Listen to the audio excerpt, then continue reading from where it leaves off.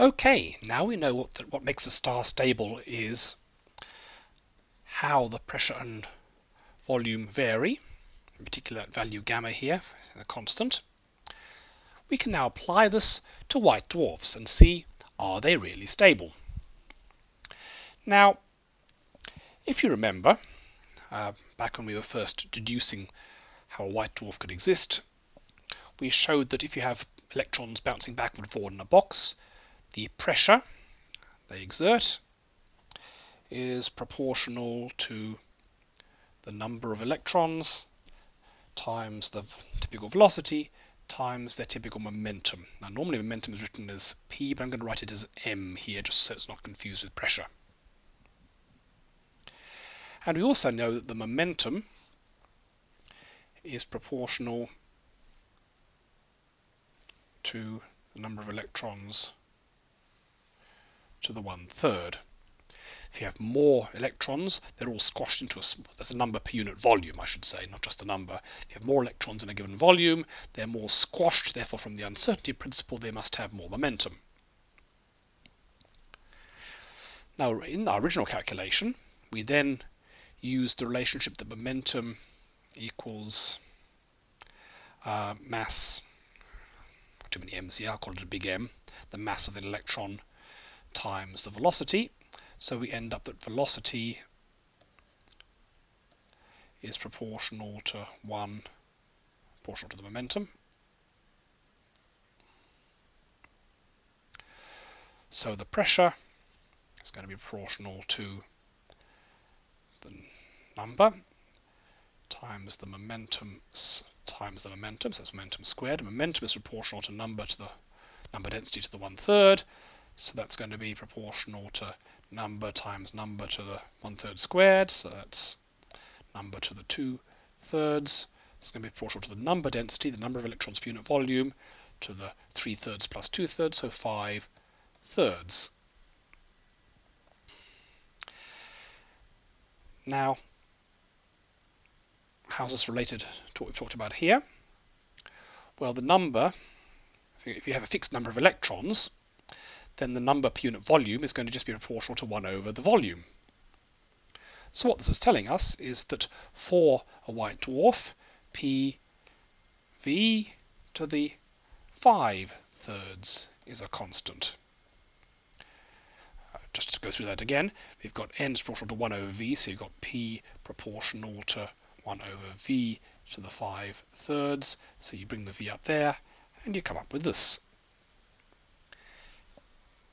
Now if you remember, our criteria for stability was that this index gamma be more than 4/3, and 5/3 is more than 4/3, so that's telling us that a white dwarf is stable. If you squash it, the pressure increases by more than the gravity pushes back out, and it all stays where it is. Otherwise white dwarfs couldn't exist. Okay, so what's the whole deal about these things not being able to survive at a large mass? Well, in doing this calculation, the crucial assumption we made is that momentum is equal to mass times velocity. Now, we used that to work out that velocity is proportional to the momentum. That is true if things are going much less than the speed of light. But if you calculate the speed, you find that in white dwarfs, especially as they get smaller and smaller, they actually get closer and closer to the speed of light. Electrons have to move close to the speed of light. And in that case, well, the speed can't increase without limit. If the momentum gets bigger and bigger and bigger, the momentum can get as big as you like because it's got a Gauss factor in relativity, but the velocity can't get bigger than the speed of light. So once you're close to the speed of light, instead of having v proportional to m, v is just going to be a constant. It's going to be roughly the speed of light. So let's fold that approximation in here. This is all a very approximate calculation, but hopefully it gives us the key ideas. So in this case, the pressure is going to be proportional to the number per unit volume times the speed of light, which is just a constant, times the momentum. So we're just after the proportionality here, so that gives us momentum is proportional to n to the 1/3, so that's n times n to the 1/3, so that's n to the 4/3. Basically what's happening here is once things are getting close to the speed of light, their momentum can keep on increasing, so each time one of them bounces off the wall it can still apply a pretty hefty force, and the force continues.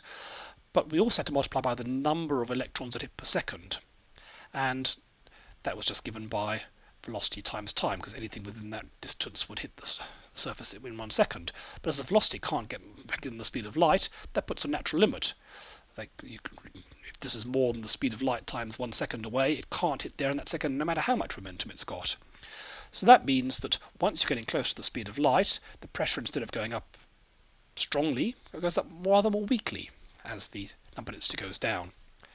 So this is right on the edge of stability, which means it's unstable, as we discussed. So that's telling us that when you get close to the speed of light, white dwarfs are no longer, that is to say, when the electron gets close to the speed of light, white dwarfs are no longer stable, and they can then collapse quite happily. Chandrasekhar did this calculation in a rather more sophisticated form and was able to show exactly what this mass is. He had to add up all the quantum mechanics properly and work out the motions and the pressure and balance it all out. But it turned out that for a mass of the star that exceeds roughly 1.44 solar masses, if the mass of a white dwarf is bigger than that, then it's unstable. As the mass gets closer and closer to this limit, the white dwarf gets smaller and smaller and smaller, and the electrons start moving faster and faster and faster to compensate.